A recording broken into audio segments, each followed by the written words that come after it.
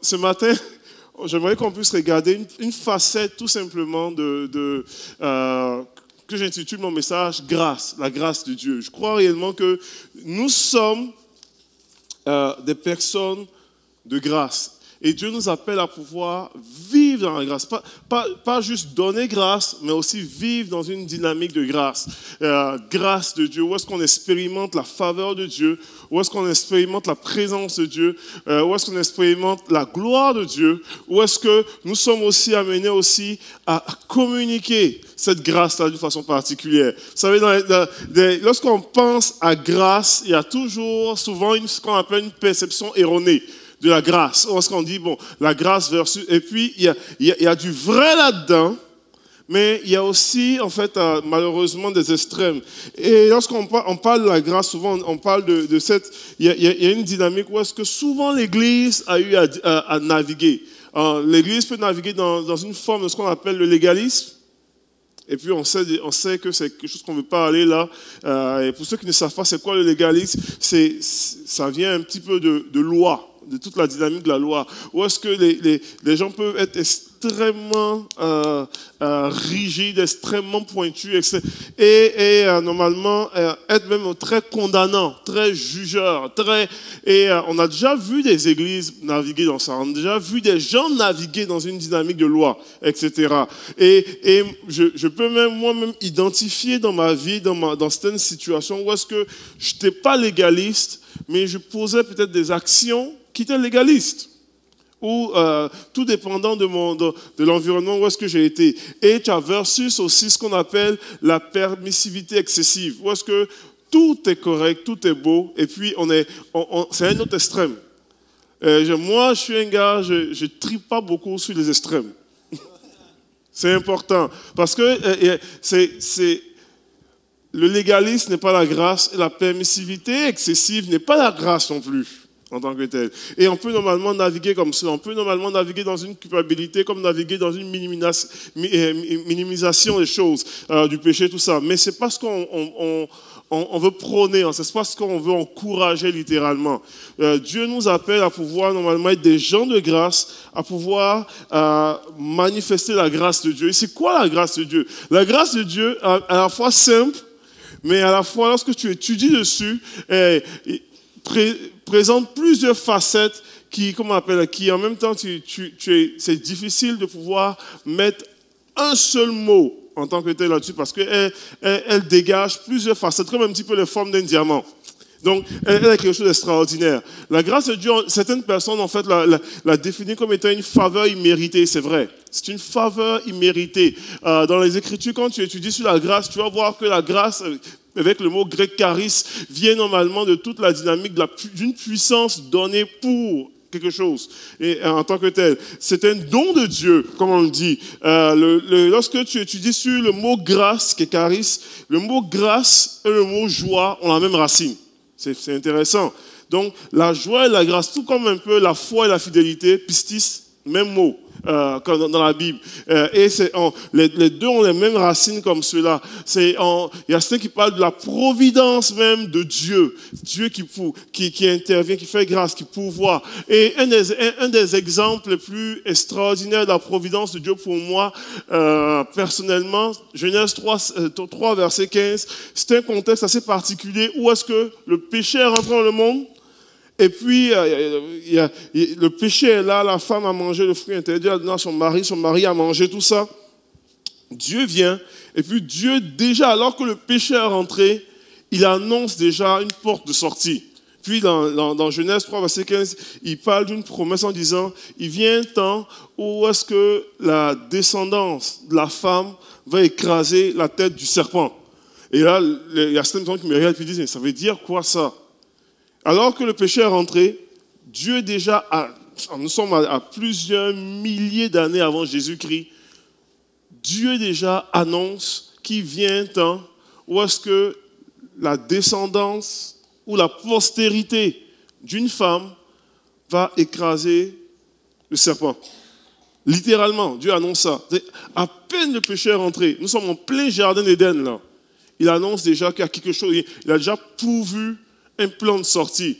Et dans cette idée-là, lorsqu'on parle de postérité d'une femme, vous savez, dans les Écritures, il n'y a pas de postérité de femme. Alors, en général, quand un homme connaît une femme, bibliquement parlant, lorsque la Bible fait référence à ça, on parle de postérité d'homme. Donc, on dit Adam engendra Caïn et Abel, Caïn engendra Abraham, engendra Isaac, Isaac engendra Jacob et ses frères, etc. Tout ça. Donc, on ne parle jamais de postérité de femme. Dans l'histoire, la seule fois où est-ce qu'on fait référence à une postérité de femme, c'est une femme qui est capable d'enfanter sans le secours d'un homme. Et dans la Bible, à part Marie, j'en connais pas. Donc quand Dieu dit, il vient un temps où est-ce que la postérité d'une femme va écraser la tête du serpent, il fait littéralement référence à la venue de Jésus qui va écraser l'ennemi, littéralement. Donc, et la première promesse messianique, première promesse dans la Genèse, alors que le péché vient à peine d'entrer, Dieu a déjà pourvu une sortie. Et de la même manière que Dieu a pourvu une porte de sortie en Éden, de la même manière que Dieu a pourvu un agneau pour le sacrifice d'Abraham à la place d'Isaac, de la même manière que Dieu a pourvu normalement une maison pour un bébé qui était sur le fleuve, le Nil, dans un panier de basket et puis qui allait être englouti tout simplement parce qu'on faisait tuer tous les enfants mâles de l'époque en Égypte.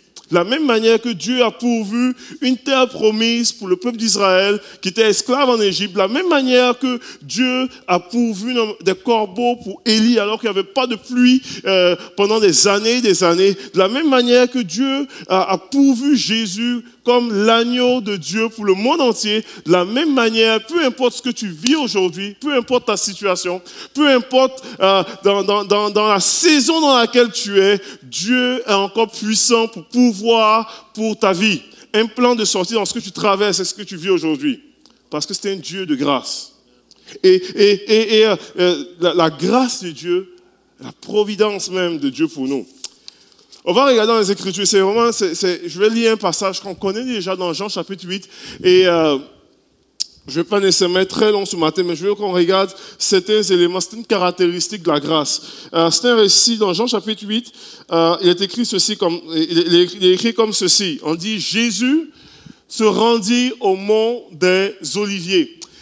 On dit, mais dès le matin, il revint dans le temple et tout le peuple s'approcha de lui, s'assied, se mit à enseigner. Alors les spécialistes de la loi et les pharisiens amenaient une femme surprise en train de commettre un adultère. Il la plaça au milieu de la foule et dit à Jésus, Maître, cette femme a été surprise en flagrant délit d'adultère. Moïse, dans la loi, nous a ordonné de lapider de telles femmes. Et toi, que dis-tu? Il disait cela pour lui tendre un piège afin de pouvoir l'accuser. Mais Jésus se baissa et se mit à écrire avec le doigt sur le sol. Et comme il continuait à l'interroger, il se redressa et leur dit, que celui d'entre vous qui est sans péché, jette le premier la pierre contre elle. Puis il se baissa de nouveau et se remit à écrire sur le sol. Quand ils entendirent cela, accusés par leur conscience, ils se retirèrent un, à commencer du plus âgé jusqu'au dernier. Jésus resta seul avec la femme qui était là au milieu. Il se redressa et ne voyant plus qu'elle, il lui dit, « Femme, où sont ceux qui t'accusaient ? Personne ne t'a donc condamné ?» Elle répondit, « Personne, Seigneur. » Il lui dit, « Moi non plus, je ne te condamne pas. Vas-y et désormais ne pêche plus. » Waouh, quel récit extraordinaire. C'est un de mes récits en fait favoris des Écritures en tant que tel. Je vais parler de la grâce comme étant un sujet pourquoi est-ce qu'on peut toucher tellement de facettes. Ce matin, j'aimerais parler de deux facettes, juste deux facettes de la grâce de Dieu. Je prie réellement qu'en tant que corps de Christ, en tant qu'Église, en tant que personne, en plus normalement, être des personnes qui manifestons la grâce de Dieu, mais qui rayonnons de la grâce de Dieu, qui manifestons, qui rayonnons dans notre propre vie la grâce de Dieu en question. Et les deux facettes que je veux parler ce matin, c'est cette image de la grâce qui choisit la non-punition sans minimiser le geste. Et amener l'idée de la grâce qui voit l'image de Dieu chez les gens. Lorsqu'on regarde dans les Écritures, de cette idée-là de la grâce qui choisit la non-punition. Il y a une portion des Écritures qui est très intéressante à voir. On dit, Jésus on est dans un contexte où est-ce que Jésus est devant une femme qui était surprise en adultère. Il y a toutes les... Et dans le contexte très pharisianique de l'époque, c'était épouvantable, il fallait qu'elle soit lapidée, etc. Tout ça. Et les pharisiens vont même nommer ça à Jésus pour dire, bon, Jésus, Moïse nous demande de lapider de telle personne. Et puis, il lui pose une piège, il essaie de pouvoir la voir. Jésus, à ce moment-là, alors que les événements se passent, il peut pleinement appliquer la loi de Moïse. Et puis il dit oui. Et la loi de Moïse a été ordonnée dans un contexte, mais par Dieu quand même. Donc il peut demander de pouvoir l'appliquer, puis on va l'accuser, et puis etc. Tout ça. Et Jésus, normalement, à ce moment-là, quand il prononce cette fameuse parole-là, que celui qui est sans péché lance la première pierre, Jésus, techniquement, est habilité à pouvoir tout de suite ramasser la pierre et la lancer lui-même, parce qu'il peut le faire. Il est sans péché. La Bible déclare que Jésus lui-même répond en disant « Moi non plus, je ne te condamne pas ». Et c'est ça, c'est un des aspects les plus extraordinaires de la grâce, c'est que la grâce va choisir la non-punition.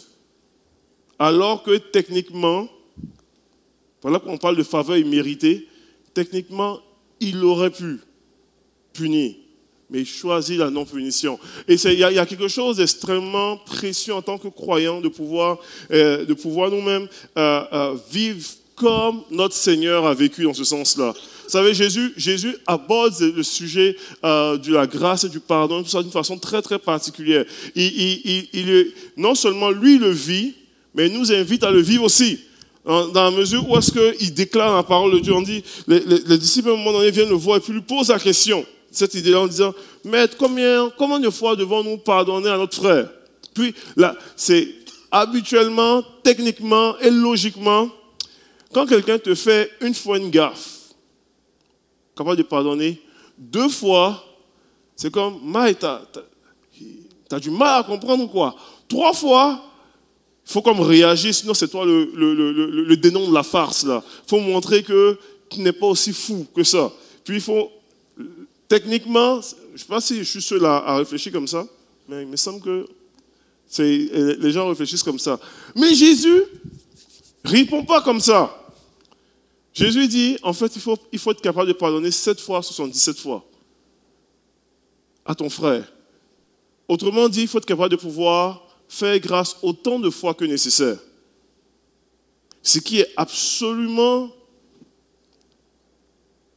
illogique mais c'est ce que Jésus dit. C'est exactement ce que Jésus dit.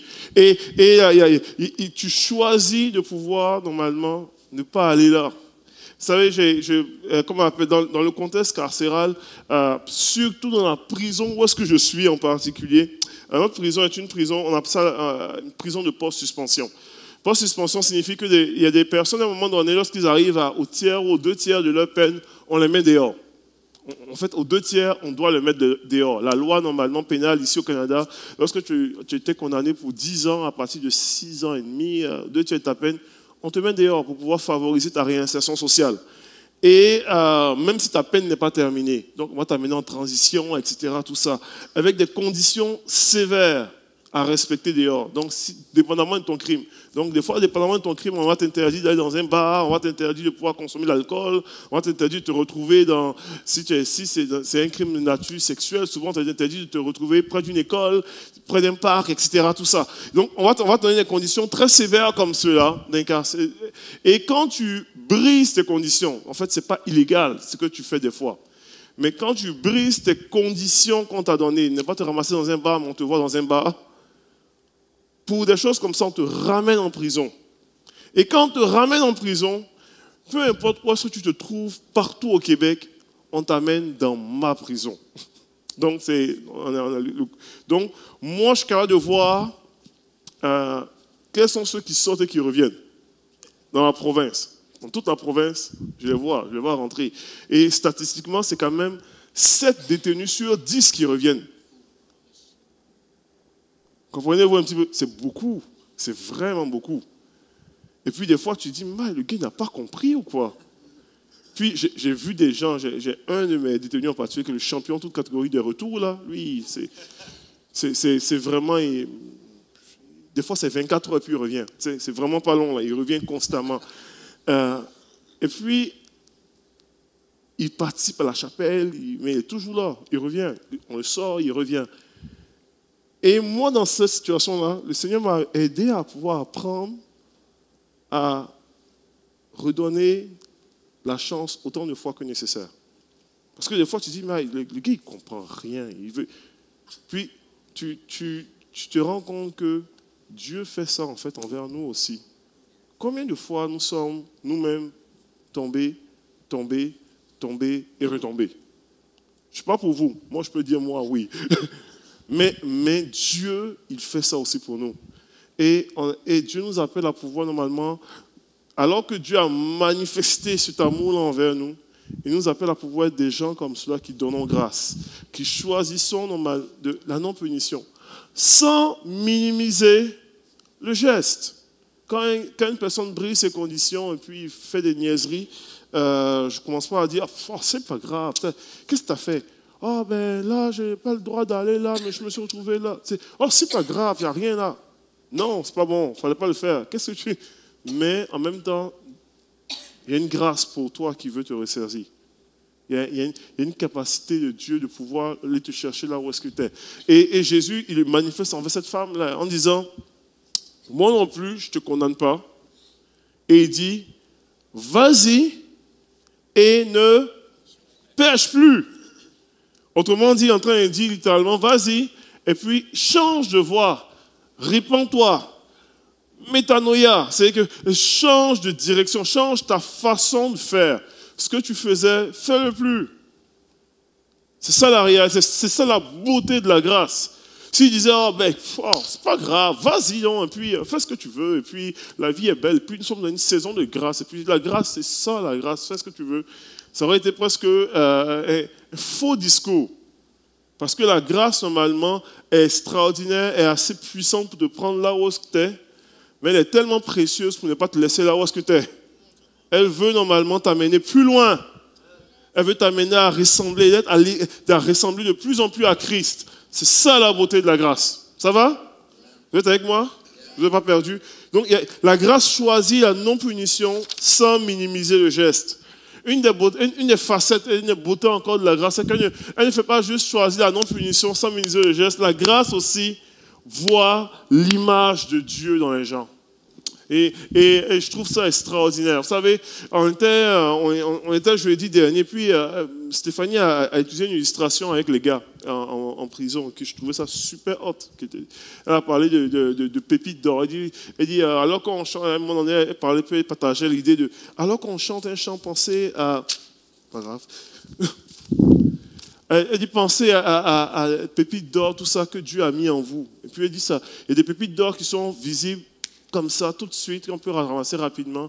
Et puis il y a des pépites d'or qui sont enfouies dans un océan de déception ou dans une terre très lointaine. Il faut le creuser longtemps pour le voir. Et dans un océan d'échecs, etc. Tout ça. Mais chacun de nous avons des pépites à trouver. Je trouvais l'image super. Très pertinent. Parce que, et j'aimerais vous déclarer que cette image-là n'est pas juste bon pour des gars en prison. Cette image-là est bon pour tout croyant, toute personne. Parce que nous portons en nous quelque chose de précieux. Nous portons en nous un trésor. Des fois enfoui à travers normalement une panoplie de choses. À travers un immense océan d'échecs, de déceptions, de frustrations, un immense océan de choses, d'espoirs différés. Mais nous portons en nous quelque chose d'extraordinaire. Et j'ai une des réalités que je vois, peu importe la personne, peu importe les comportements inadéquats, peu importe le caractère de la personne, les manquements, etc. Peu importe les dysfonctionnalités des personnes, dans la vie de chaque personne, il y a l'image de Dieu. Dieu a imprimé, on peut dire, Dieu a son empreinte sur la vie de chaque personne. Et une des beautés de la grâce, c'est qu'au-delà de la couche, Dieu t'amène à voir, à discerner tout simplement son image chez une personne. Ça va?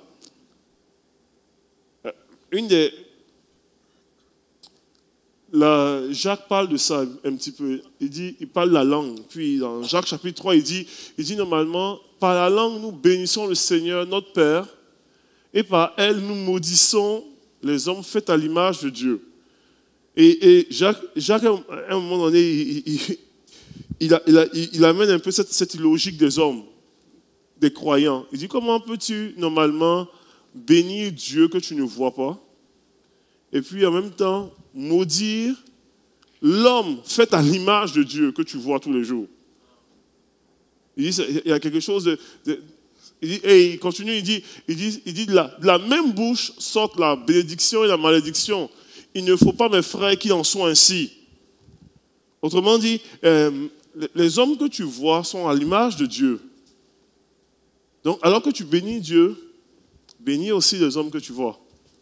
Et je peux vous déclarer une chose qui a été extrêmement pertinente pour nous, et puis que je vis en prison. Une des choses que je prie le Seigneur, quand j'ai l'occasion de rencontrer des gars, les gens ont des histoires qui ne sont pas intéressantes en général. Des histoires qui sont pures, des histoires extrêmement rudes, etc. Tout ça, et puis du leur passé qui est épouvantable. Derrière chaque horreur, derrière chaque action mauvaise, Dieu a son image, quand même, qui rayonne. Comprenez-vous un petit peu? Puis en tant que croyants, en tant qu'Église, nous avons besoin de pouvoir prier le Seigneur que Dieu ouvre nos yeux afin de voir les gens comme lui, il les voit. Ça va? Comme lui, il les voit. Et Paul parle de ça en disant, ne savez-vous pas tout ça que nous avons été appelés par Christ comme des enfants d'adoption? Et puis l'expression qu'il utilise par rapport à ça, c'est Titémi, tout ça, il amène normalement une dynamique par rapport à ça en parlant d'une adoption comme étant, nous avons été des orphelins qui avaient été adoptés par le Père. Et l'image utilisée, il faudrait que j'explique un peu par rapport à ça utilisée normalement dans le droit civil romain. Dans l'image utilisée par rapport à ça, il y avait plusieurs types d'adoption dans le droit romain. Et dans ce droit en question, ce qui se passait, c'est que on connaît normalement l'adoption que nous connaissons. Si je décide d'adopter quelqu'un, j'adopte une personne. Dans le droit civil romain de l'époque, il y avait 3 types d'adoption. J'avais l'adoption par terre. Admettons que moi, je n'ai pas d'enfant. Joël a des enfants. Il a pitié de moi. Et puis, il décide de pouvoir dire, OK, je vais prendre un de mes enfants. Oh, tiens donc, Jeffrey, va, tu vas être... Joël qui dit non, mais oui, Jeffrey, tu vas être adopté désormais par Désiré. Puis là, il dit, OK, fine. Puis il va devenir mon héritier, etc. Tout ça. Il y avait cet aspect-là où est-ce que Joël donnait son autorisation pour que j'adopte un de ses enfants. Et il y avait 2 volets dans cela. Il pouvait normalement garder le lien filial avec Joël. C'est-à-dire qu'il devenait mon héritier, mais Jeffrey gardait normalement le nom d'Humaine. Puis il était comme mon protégé à moi, que je prends soin de lui.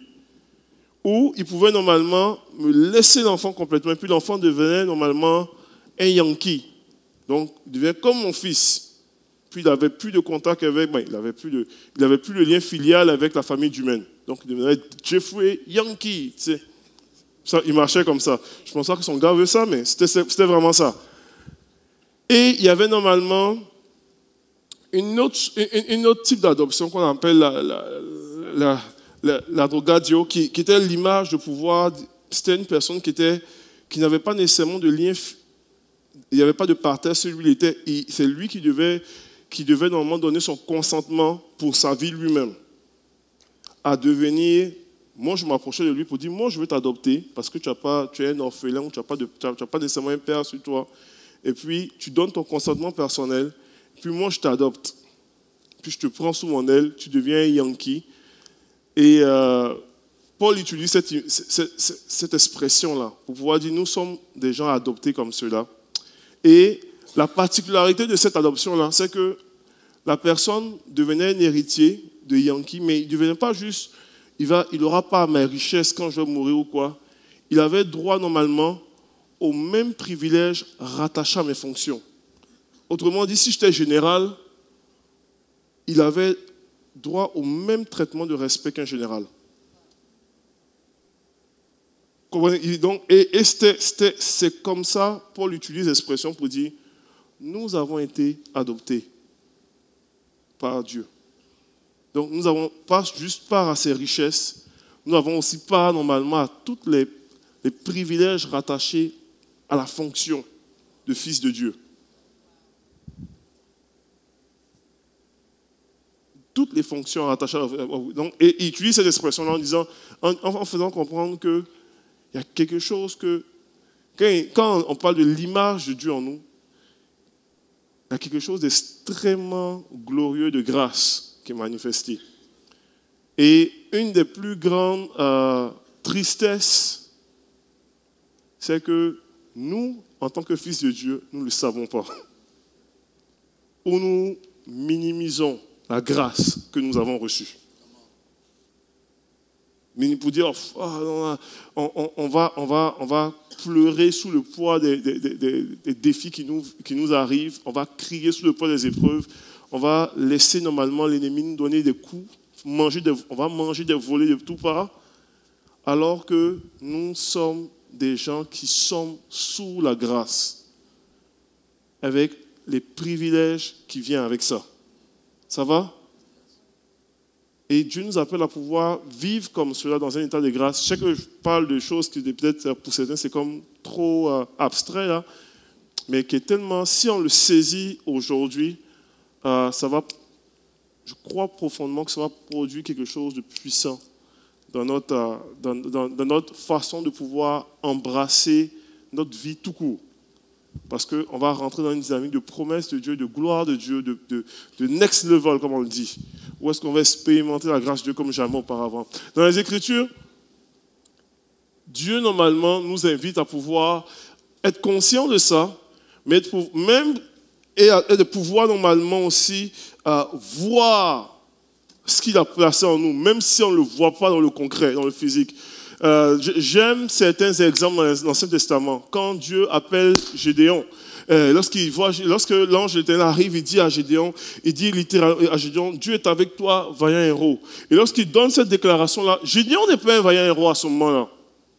Mais Dieu voit le héros derrière la couche de peur. En tant que tel. Lorsque on parle de David, et puis on parle des hommes de David, les hommes de David étaient au début identifiés comme étant des personnes extrêmement, des bagnards, et des personnes qui étaient des rebelles, des mécontents de la société, des frustrés, des enragés, que David les a recueillis, et ils sont devenus les guerriers de David. Et ils ont bâti un royaume avec ça. Comprenez-vous un petit peu? Mais David avait vu ces hommes-là, et derrière la couche de rébellion, de frustration, de la couche extra, il a vu des hommes vaillants et courageux. Et on les appelait comme ça les vaillants héros de David. Comprenez-vous un petit peu? On peut citer même comment est-ce que Jésus a choisi ses apôtres. Et quand on regarde la Dream Team de Jésus en termes d'apostolique, on n'est pas sûr qu'on aurait choisi ça. Parce que la Dream Team n'était pas nécessairement une Dream Team au début. Quand on parle de Matthieu qui était collecteur d'impôts, ce sont des gens qui étaient normalement qui manquaient d'intégrité un petit peu. Et tu ne mets pas dans ton ministère quelqu'un qui manque d'intégrité, qui peut... C'est trop touché. Tu as les chances de pouvoir normalement créer un scandale financier avec tous les journaux. Et puis, je ne veux pas sortir à la page 1 du journal de Montréal en parlant des scandales financiers. Donc, comprenez un petit peu. Mais Jésus, lui, il a choisi Matthieu. Comprenez-vous? Quand on parle normalement de Pierre, il est trop impulsif. Il va couper l'oreille de quelqu'un et puis ça va briser mon ministère. Tu sais? Mais il me semble que non, je ne choisirai pas Pierre comme mon apôtre. Tu sais? Judas. Tu sais? tous ces gens-là, ce n'était pas nécessairement la Dream Team de rêve qui avait déjà un pedigree extraordinaire de qualité. Mais derrière toutes ces couches, Jésus voyait l'image de Dieu. Quand tu regardes ton frère, quand tu regardes ton mari, quand tu regardes ta famille, quand tu regardes tes gars, quand tu regardes ta famille, quand tu regardes tes voisins, quand tu regardes mes détenus, quand tu regardes, vois-tu l'image de Dieu? Que vois-tu? Ou derrière la couche de problèmes, derrière la couche normalement de défauts, derrière la couche du caractère qui est complètement défaillant, derrière la couche de toutes ces choses-là, vois-tu l'image de Dieu? Et c'est ça la beauté de la grâce. La grâce est capable, au-delà de tout ça, sans minimiser, hein, comprenez-moi très bien. Je ne suis pas en train de dire, oh, c'est pas, t'as tué un homme, c'est pas grave ça. Jésus t'aime. Oui, Jésus t'aime, mais c'est grave ce que tu as fait. Tu as besoin de pouvoir voir l'image de Dieu derrière tout ça. Et c'est ça la beauté de la grâce. Je vais terminer avec ça. Je vais peut-être inviter au piano aussi, Isabelle, tu peux venir. La réalité de la grâce de Dieu, normalement, va voir au-delà de toutes ces choses. Et puis, pourquoi je vous parle de ça? Je sens dans mon cœur qu'on a besoin de pouvoir, en tant qu'Église, être une église qui porte la grâce. Une église qui porte la grâce de façon extraordinaire. Je vais être brutalement franc avec vous. J'ai tellement vu à travers ministère, à travers mes différentes implications. J'ai été moi-même, je le dis à ma honte, j'ai eu des saisons dans ma vie où est-ce que j'ai été moi-même, j'ai mal représenté la grâce de Dieu. Et puis, à travers le ministère, à travers des circonstances, des situations, j'ai tellement vu l'Église de Dieu être extraordinairement, c'était fou. Pendant aussi longtemps que tu n'es pas chrétien, le chrétien est extraordinairement gracieux envers toi. La minute où est-ce que tu es chrétien, on est extrêmement dur envers nos propres frères. Fouillez-moi pas, mais c'est comme ça. C'est fou. C'est incompréhensible, ça. Mais j'ai tellement vu des situations comme cela. J'ai tellement vu des comportements qui pouvaient être très, très, très, soit légalistes ou, quand on se rend compte de ça, on balance en l'autre extrême avec la permissivité extrême. Et je crois réellement que nous avons besoin de pouvoir être renouvelés dans notre vision de la grâce de Dieu. Nous avons besoin d'être renouvelés et de pouvoir manifester la grâce d'une façon autre, d'une façon extraordinaire. Et de pouvoir voir les choses comme Jésus voit les choses. De pouvoir s'arrêter et puis dire, Seigneur, comment vois-tu la situation? Que vois-tu dans mon frère? Que vois-tu dans ma soeur? Que vois-tu dans mon ami? Que vois-tu dans mon voisinage? Que vois-tu dans la vie? Puis je vous le dis, je vous prêche quelque chose que personnellement je le vis dans mon milieu de travail régulièrement. Que vois-tu dans la vie de ce gars-là? Et puis que vois-tu dans tout ce qui se passe? Je vais terminer mon histoire avec un de mes ex-détenus aujourd'hui qui est dehors, qui était un extraordinaire récidiviste. Là. Extraordinaire récidiviste. Rechute par-dessus rechute. Et prêcher Jésus en prison, il a accepté Jésus, on a prié pour lui. Puis là, il dit, yes, tu es sauvé. On a fait des études dans la Bible pour montrer que non, ça c'est pas bien, ça c'est bien, etc. Tout ça. Mais rechute par-dessus rechute. Et à un moment donné, je me rappelle très bien, il avait fait plusieurs niaiseries, plein de niaiseries. Et il avait été remonté encore une fois. Puis quand je l'ai vu revenir, je suis comme fait, oh non, pas vrai là, pas vrai. Tu sais, puis je suis allé le voir dans son pavillon. Je failli dire dans sa wing, mais c'est comme ça on l'appelle là-bas. Je suis allé dans son pavillon pour aller le voir. Puis je lui avais fait une autorisation pour venir me voir à mon bureau, il n'est jamais venu. Je suis allé le voir, je dis, ben, si Moïse ne vient pas à la montagne se rendra à Moïse. Et je me rends normalement à son pavillon, tout ça, puis il ne voulait même pas me voir. Il était complètement... Puis là, on l'appelle, j'ai failli dire son nom, mais je ne dirais pas. On a demandé au bureau 2 fois, 3 fois. Puis là, finalement, après 3 fois, quand on le colle, il sort de sa cellule. Puis il vient comme un chien abattu, là, complètement. Puis il était brisé, là. Brisé, il dit Désiré, là. Il dit, je ne sais même pas pourquoi est-ce que tu es venu me voir ici. Il me dit ça comme ça. Il dit, je ne sais même pas pourquoi. Je dis, mais c'est parce que je voulais te voir, tu sais. Puis il dit, c'est même pas la peine, je suis déçu. Je suis déçu de moi, je suis déçu de Dieu, je suis déçu de tout.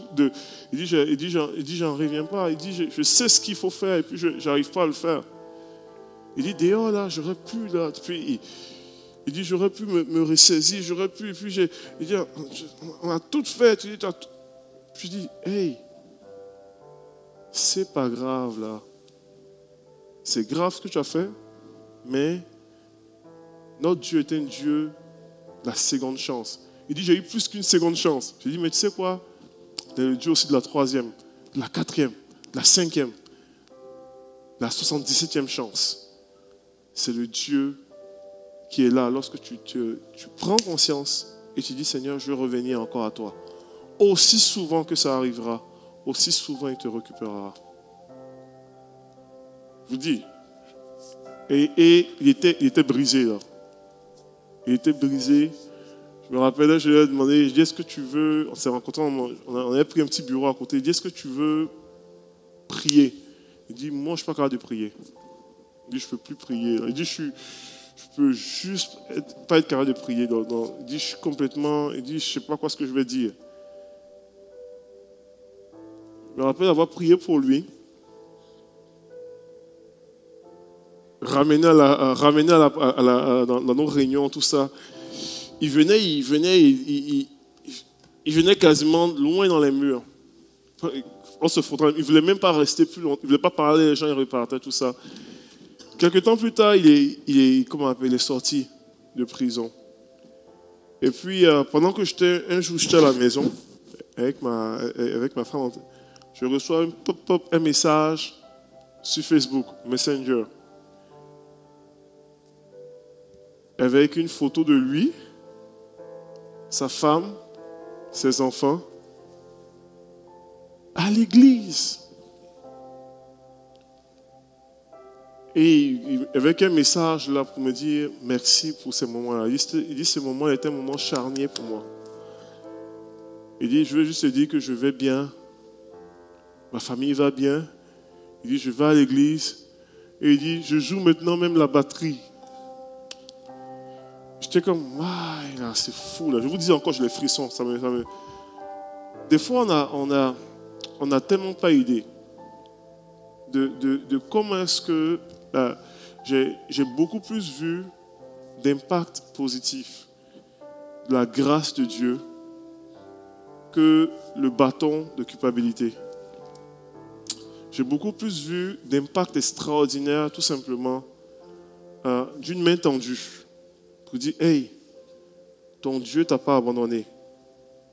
Et dans son message, lui me disait, j'ai jamais vu quelqu'un représenter aussi bien Jésus comme tu l'as fait. Et ça vaut 1 million, ça. Là. On peut ne pas te payer et puis tu es content juste d'entendre ça. Et ma prière est que véritablement, chacun de nous, dans ce qu'on peut vivre, dans ce qu'on peut dégager, qu'on puisse dégager une odeur de grâce. Une odeur de grâce de Dieu. Parce que on n'a aucune idée de ce que Dieu peut faire avec ça. Et je ne sais pas en fait l'histoire des gens, l'historique des gens, mais je crois réellement que si nous choisissons et disons, Seigneur, nous venons devant toi comme étant des récipiendaires de ta grâce, mais nous venons devant toi comme étant des gens qui voulons aussi donner grâce. Il y a quelque chose qui va dégager de notre vie qui va être extraordinaire. Complètement extraordinaire. Et moi, ma prière, c'est ça. Ma prière est que peut-être tu es venu ici ce matin. Et peut-être c'est toi qui as besoin de grâce. Peut-être tu es venu ici, puis on a tous besoin de grâce. Mais tu as besoin de pouvoir dire, Seigneur, fais-moi voir la grâce que tu as posée sur moi. Et fais de moi une personne qui va être un porteur de ta grâce. Telle est ma prière pour nous.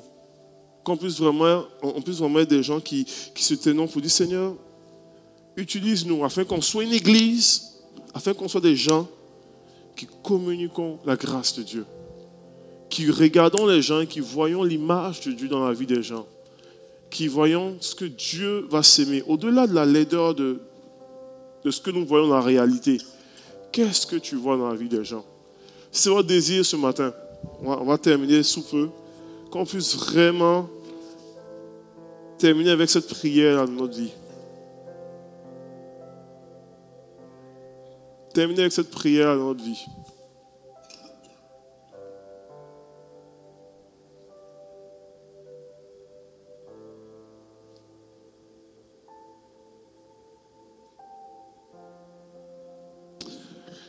Il y a des gens qui sont venus ici, puis qui ont été normalement, historiquement, des gens qui ont été battus. Pas physiquement battus, mais qui ont été psychologiquement battus. Qui ont été spirituellement des fois battus, par des paroles de mort, par des paroles blessantes, extrêmement difficiles. Et alors moi, j'ai dans mon esprit une parole pour une personne en particulier. Je ne connais pas ta vie, mais qui a vécu une humiliation publique. De la part d'une personne dans le ministère, tout ça, alors qu'il était sur l'estrade. À un moment donné, il a eu à publiquement, en fait, à blesser. Ça remonte à longtemps, ça. Mais cette plaie, elle est restée pendant des années comme une plaie ouverte en toi. Et ce matin était un matin de guérison. Matin de guérison. Où est-ce que Dieu veut apporter guérison dans ta vie? Où est-ce que Dieu veut apporter restauration, grâce, d'une façon particulière?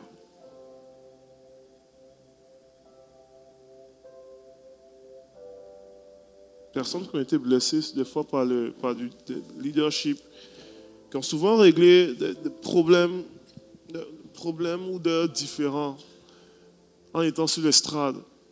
Ou est-ce qu'ils parlaient mais ils visaient par des flèches, etc. Et qui sont restés comme des blessures. Que Dieu veut guérir ce matin. Que Dieu veut simplement te toucher ce matin. Je ressens la grâce de Dieu d'une façon particulière, déversée ici. Avec simplicité, avec douceur, mais avec tellement de puissance. Notre Dieu de grâce se manifeste. Notre Dieu de grâce te touche, te visite, te rencontre d'une façon extraordinaire. Et il te dit que tu es précieuse, que tu es précieux. Tu portes l'image de Dieu en toi. Tu es un fils, tu es une fille d'adoption. Et sa grâce te couvre. Sa grâce te rencontre. Sa grâce te visite. Sa grâce te libère. Sa grâce te renouvelle. Sa grâce t'arrose. Sa grâce te touche ce matin. Père, je veux prier pour chaque personne ici, Seigneur. Tu connais les histoires. Tu connais les circonstances des choses. Tu connais les blessures. Tu connais les situations. Tu connais les origines. Tu connais les backgrounds, roi des rois. Mais tu es l'Éternel qui est puissant pour restaurer, qui est puissant pour renouveler, qui est puissant pour relever, qui est puissant pour guérir, qui est puissant pour arroser, qui est puissant pour toucher, qui est puissant pour soutenir, qui est puissant pour restaurer les vies. Et ma prière ce matin, Seigneur Dieu, c'est qu'il y ait un vent de restauration, un vent de guérison, un vent de grâce, Seigneur Dieu, un vent de soutien, Seigneur Jésus, qui relève tes enfants d'une façon puissante et extraordinaire, qui donne une vision nouvelle, fraîche et nouvelle, de la grâce, du privilège que nous avons d'être des fils et des filles d'adoption, avec les grâces et les privilèges qui viennent avec ça, et avec les privilèges relatifs à la fonction de fils et filles. Seigneur, je prie que tu rencontres, Seigneur, chacun de nous, dans le nom de Jésus. Dans le nom de Jésus. Dans le nom de Jésus. Seigneur, je prie ce matin que plusieurs, Seigneur Dieu, se voient comme toi tu les vois. Et voient leur trésor enfoui. Dans le nom de Jésus. Dans le nom de Jésus. Je veux prier aussi, Seigneur, pour nos vies, Seigneur Dieu. Pour une vision nouvelle de la façon dont est-ce que nous voyons les gens. La façon dont est-ce que nous voyons les pires personnes. La façon dont est-ce que nous voyons nos ennemis. La façon que nous voyons les gens avec lesquels nous avons moins d'affinité. La façon dont est-ce que nous voyons les gens avec lesquels nous avons la difficulté d'attachement.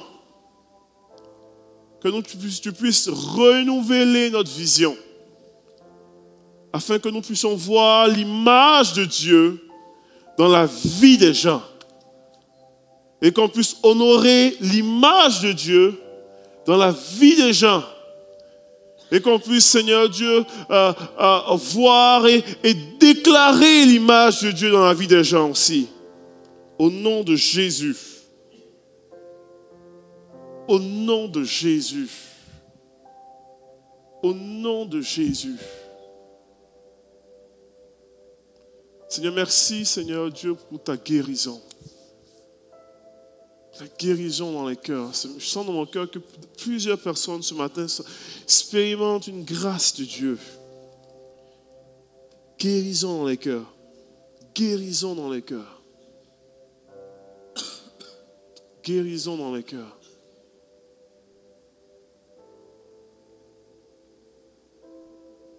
Alléluia. Alléluia.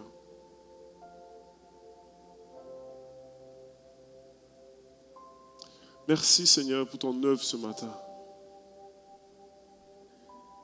Merci Seigneur pour ton œuvre ce matin.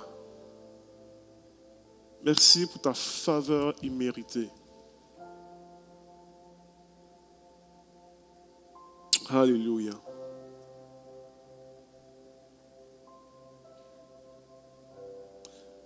Je vais donner une dernière parole à une personne, puis après ça on va terminer la réunion.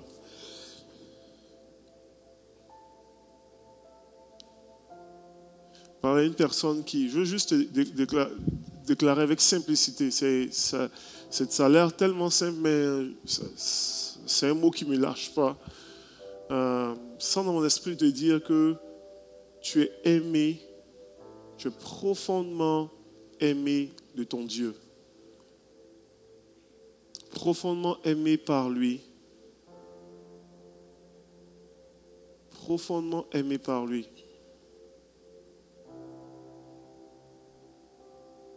Cette saison était une saison d'épreuves, une saison de plusieurs situations. Plusieurs situations difficiles sont passées.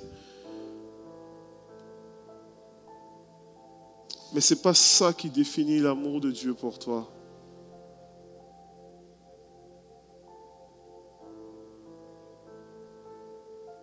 Tu es profondément aimé par lui. Alors que tu as vécu des situations troubles, alors que tu as vécu des saisons difficiles, alors que tu as eu l'impression que ça ne te lâchait pas, que ça venait un après l'autre, un après l'autre. Tu n'as pas eu les moments de répit étaient extrêmement courts. Ton Dieu veut te faire comprendre qu'il t'aime profondément, qu'il est avec toi, qu'il marche avec toi, qu'il te porte, qu'il te soutient dans ce que tu traverses ou que tu vis. Et que ce que tu vis présentement ne va pas t'écraser, il ne va pas t'effondrer, il ne va pas te tuer. Tu vas ressortir plus fort, tu vas ressortir plus que vainqueur, tu vas ressortir victorieux en lui. Sa grâce te suffit, Christ te suffit, il te fera grâce, te fera triompher et tu deviendras une source d'encouragement pour plusieurs. Source d'encouragement pour plusieurs. Ne laisse pas toute forme de mensonge remplir ton esprit, parce que sa grâce te suffit. Père, je veux prier pour cette personne, Seigneur, tu la connais exactement, c'est ton enfant. Viens toucher ce matin, dans le nom de Jésus. Viens l'amener de rentrer dans une percée, dans le nom de Jésus. Viens, Seigneur Dieu, visiter sa vie dans le nom de Jésus. Dans le nom de Jésus. Je veux penser aussi à une autre personne, Seigneur Dieu, Seigneur Dieu, qui avait reçu des paroles prophétiques, Seigneur, sur sa vie, alors qu'il était âgé de 10 ans, Seigneur Jésus. Priez pour cette personne-là, Seigneur Dieu, qui a laissé les circonstances et les événements de la vie quasiment orienter ses choix et tout ça, Seigneur Dieu. Seigneur, alors que tu es, Seigneur, cette personne est ici, Seigneur Dieu, je prie, Père, que il y ait un rappel des promesses de Dieu sur sa vie, dans le nom de Jésus. Et qu'il rentre, Seigneur Dieu, dans une nouvelle saison dans sa vie, Seigneur. Que la gloire et l'honneur te reviennent. Béni sois-tu, Seigneur Dieu, dans le nom de Jésus. Amen. Amen. Alléluia. Qu'on puisse vraiment... Alléluia. S'il y a des gens, je vais être un petit peu ici pendant quelques minutes. S'il y a des gens qui ont besoin personnellement de prière, avec l'équipe de leadership aussi est là, je ne veux pas quitter sans prier pour vous, si vous avez besoin. Pour le reste, je vous souhaite un bon dimanche, qu'on puisse marcher dans la grâce de Dieu. Prendre conscience que nous sommes des fils et des filles d'adoption. Prendre conscience que la grâce de Dieu est sur nous, a été manifestée en nous, afin qu'on soit des porteurs de grâce pour les autres. Et vraiment, que le Seigneur puisse vraiment vous bénir votre semaine dans le nom de Jésus.